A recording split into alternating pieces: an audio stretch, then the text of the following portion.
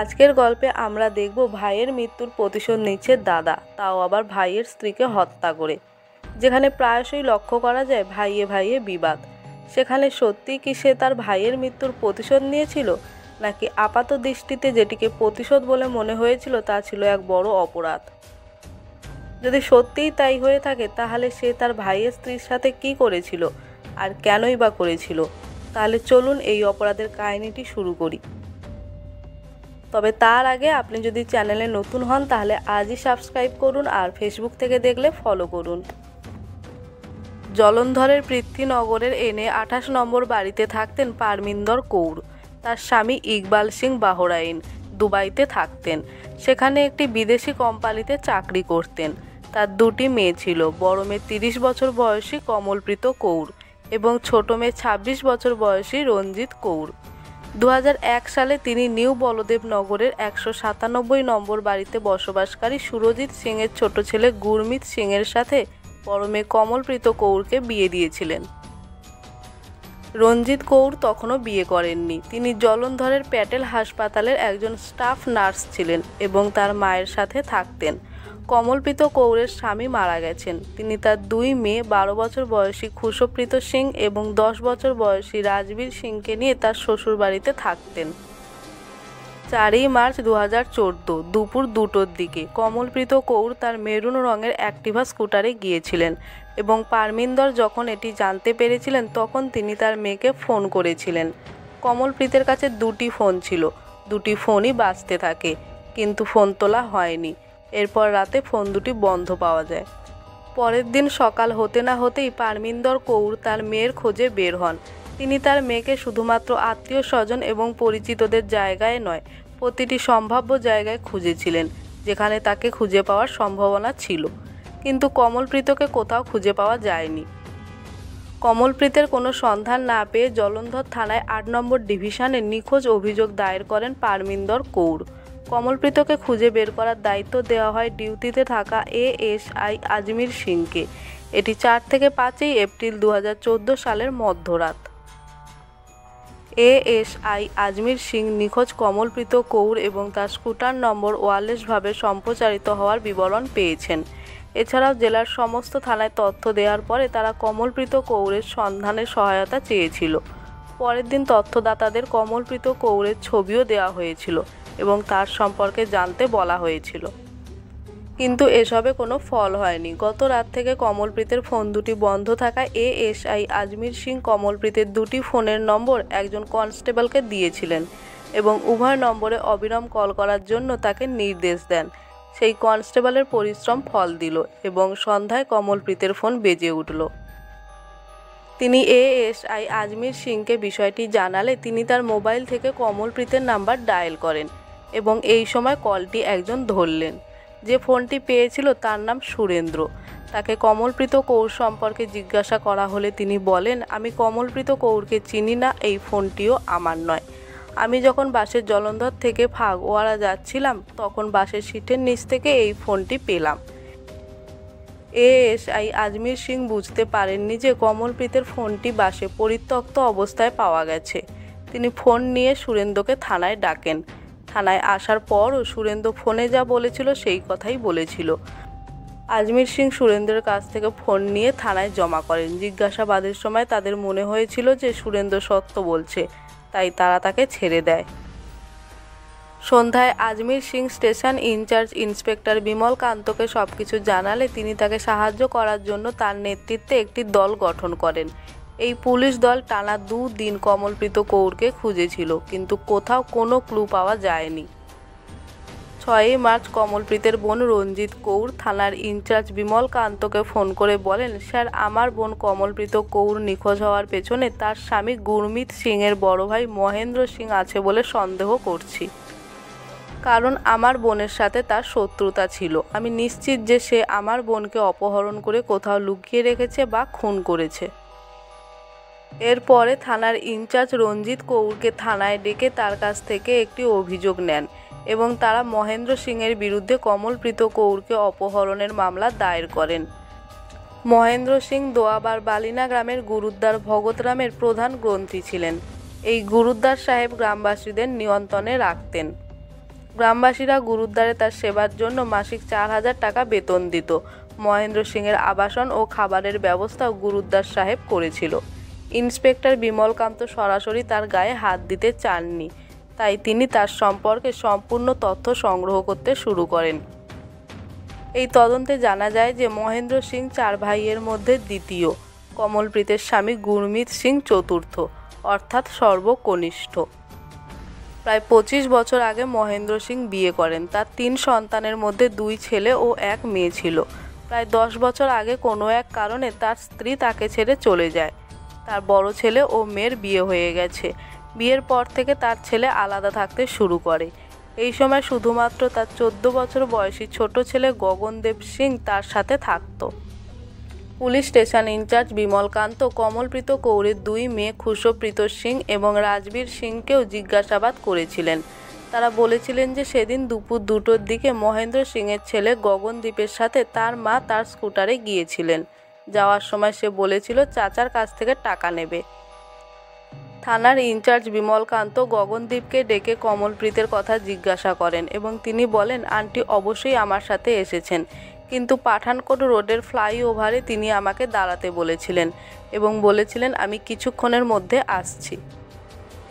Police station in charge বিমলকান্ত তখনই গগনদীপকে জিজ্ঞাসাবাদ করেছিলেন যখন রঞ্জিত কৌর থানায় এসে তার ফোনটি দেখিয়ে বলেছিলেন, স্যার 4ই মার্চ কমলপ্রীতের এই বার্তাটি আমার ফোনে এসেছিল, যা আমি আজ পড়ছি। দেখুন স্যার কি লিখেছেন এতে। থানার ইনচার্জ বিমলকান্ত রঞ্জিতের ফোন নিয়ে মেসেজ পড়েন। 4ই মার্চ দুপুর 1:20 তিনি আসেন।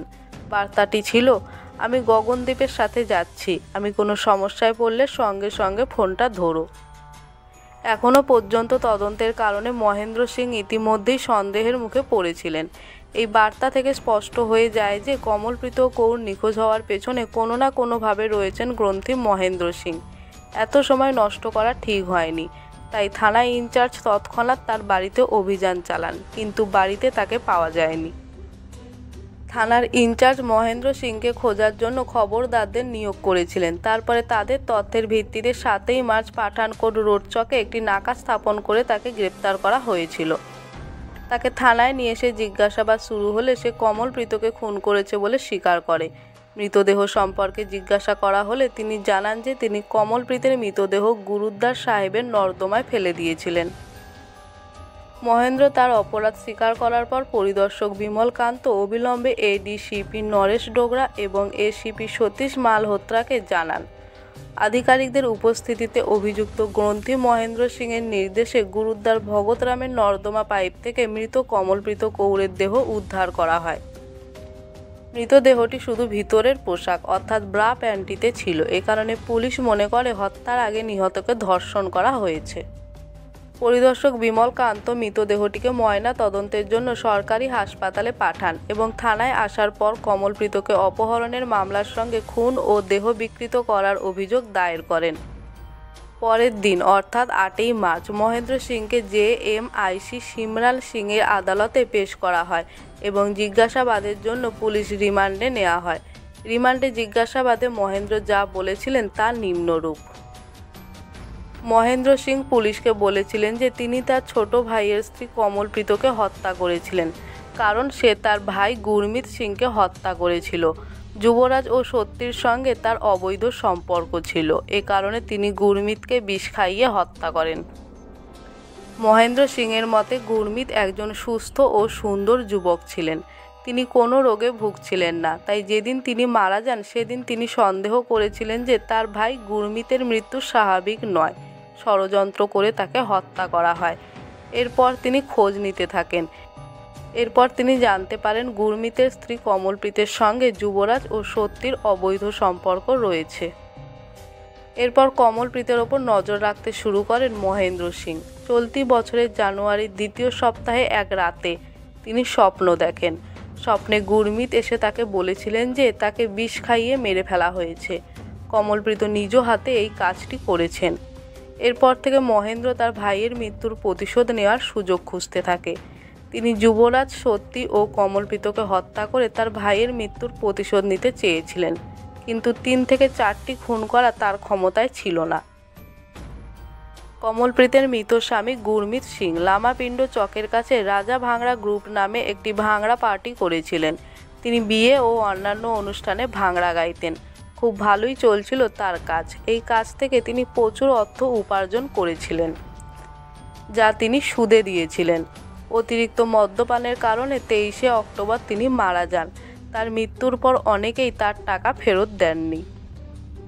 মহেন্দ্র সিং জানতেন গুরমিত অনেককে টাকা সুদে দিয়েছিলেন। কমলপ্রীতকে হত্যার কয়েকদিন আগে তিনি কমলপ্রীতকে ফোন করেছিলেন যে গুরমিত বুলারা গ্রামের এক ব্যক্তিকে 1.5 লাখ টাকা সুদে দিয়েছে। ওই ব্যক্তি 3 কিস্তিতে টাকা ফেরত দিতে চান। কমলপ্রীত মহেন্দ্র সিংয়ের কথা বিশ্বাস করে সেই লোকটির সাথে দেখা করতে রাজি হয়। এরপর মহেন্দ্র টাকা পাইয়ে দেওয়ার বিনিময়ে তার কাছে কমিশন হিসাবে 3000 টাকা চায়। কমলপ্রীত তার শর্ত মেনে নেয়। এরপর মহেন্দ্র তাকে গুরুদ্বারে নিজের ঘরে ডেকে নিয়ে কথা বলেন।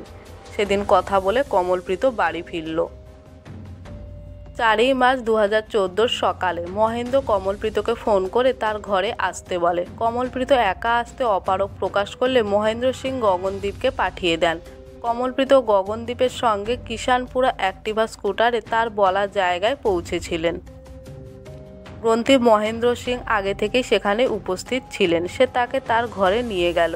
তাকে ঘরে তালা দিয়ে মহেন্দ্র তাকে তার ভাই গুরমিতের মৃত্যুর বিষয়ে জিজ্ঞাসা করতে শুরু করে। স্বপ্নের বর্ণনা দিয়ে তিনি বলেন অবৈধ সম্পর্কের জের ধরে গুরমিতকে বিষ খাইয়ে হত্যা করেছে সে। কমলপ্রীত কাঁদতে কাঁদতে বলল, এসব মিথ্যে, কারোর সাথে আমার অবৈধ সম্পর্ক নেই, আপনার ভাইকেও খুন করিনি। একটু ভেবে দেখুন, কেন আমি আমার স্বামীকে হত্যা করে নিজেকে বিধবা করব? বিধবার জীবন কেমন হয় আমার চেয়ে ভালো আর কে জানে। যুবরাজ আর সত্যি, যাদের বিরুদ্ধে আপনি অভিযোগ করেছেন, তারা আমাকে তাদের বোন মনে করে। মহেন্দ্র সিং কমলপ্রীতর কান্নাকে ভান বলে মনে করেছিলেন। যখন সে তাকে বকাঝকা করে এবং তাকে হত্যার হুমকি দেয়, কমলপ্রীত ভয় পেয়ে যায় এবং তার স্বামীকে হত্যা করার কথা স্বীকার করে। এরপর তিনি তাকে একটি কাগজ দেন এবং গুরমিতকে বিষ খাইয়ে হত্যার বিষয়ে লিখতে বলেন। কমলপ্রীত ভেবেছিল যে সে লিখে ফেললে তাকে অনুসরণ করা বন্ধ হয়ে যাবে, তাই তিনি লিখেছিলেন, যুবরাজ সত্যি এবং আমি গুরমিতকে অ্যালকোহল মেশানো ট্যাবলেট পান করিয়েছিলাম, যার কারণে তার মৃত্যু হয়েছিল। আসলে সেই সময় মহেন্দ্রর মাথায় রক্ত ছিল। তার চোখের নিষ্ঠুরতা নাচতে দেখে কমলপ্রীত ভয় পেয়ে যায় এবং সে যা চেয়েছিল সব লিখে দেয়। কমলপ্রীত যা লিখেছিল তা পড়ে মহেন্দ্রের চোখে জল এসেছিল। বিছানায় বসে থাকা কমলপ্রীতের গলাটা ধরে পুরো জোরে চেপে ধরল সে। বিছানায় লুটিয়ে পড়ল কমলপ্রীত। সে যেন বেঁচে না থাকে সেজন্য তার গলায় স্কার্ফ জড়িয়ে তার সর্বশক্তি দিয়ে শক্ত করে বেঁধে ফেলল। এরপরে দেহটি ঘরে লক করার পরে তিনি তার 2টি ফোন নিয়ে যান এবং রামামান্ডি, জলন্ধর, অমৃতসর রোডে যান এবং লুধিয়ানাগামী বাসের সিটের নিচে রেখে ফিরে আসেন। এরপরে তিনি কমলপ্রীতের স্কুটারটি নিয়ে যান এবং জলন্ধর ক্যান্টের রেল স্টেশনের পার্কিং লটে পার্ক করেন। যখন মহেন্দ্র স্টেশন থেকে ফিরল তখন রাত 8টা। এখন তাকে মৃতদেহ ফেলে দিতে হবে। লাশ ফেলার আগে সে কাঁচি দিয়ে কমলপ্রীতের সালোয়ার কামিজ কেটে শরীর থেকে আলাদা করে দেয়। সেই জামাকাপড় পুড়িয়ে দেওয়ার পর সে সেই ছাই নিয়ে যায় এবং জেহলা গ্রামের কাছে গুরুদ্বারের মাঠে ফেলে দেয়, যাতে কোনো প্রমাণ না থাকে।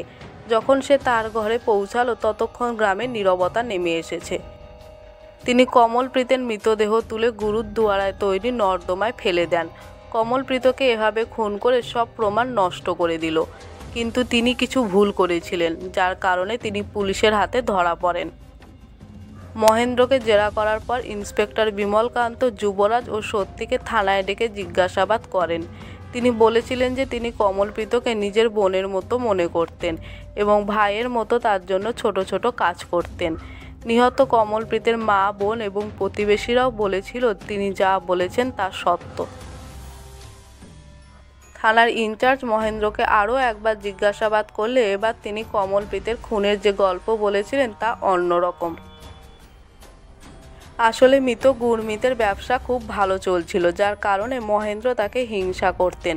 গুরমিতের পৃথ্বীনগরে একটি বাড়ি ছিল যা বেশ ব্যয়বহুল ছিল। মহেন্দ্রের গুরমিতের সম্পত্তির উপর লোভ ছিল। সে কারণেই সে কমলপ্রীতকে হত্যা করে যুবরাজ ও সত্যির সঙ্গে কমলপ্রীতের অবৈধ সম্পর্কের খবর ছড়িয়ে দেয়, যাতে সে বাড়ি পেতে পারে। ইন্সপেক্টর বিমল কান্ত মহেন্দ্রর উদাহরণে কমলপ্রীতের অ্যাক্টিভা স্কুটার, মোবাইল ফোন এবং যে কাঁচি দিয়ে তিনি তার কাপড় কেটেছিলেন তা উদ্ধার করেছিলেন। সমস্ত পুলিশ পদক্ষেপগুলি শেষ করার পরে মহেন্দ্র সিংকে আবারও 10ই মার্চ 2014 আদালতে পেশ করা হয়েছিল, যেখান থেকে তাকে বিচার বিভাগীয় হেফাজতে পাঠানো হয়েছিল।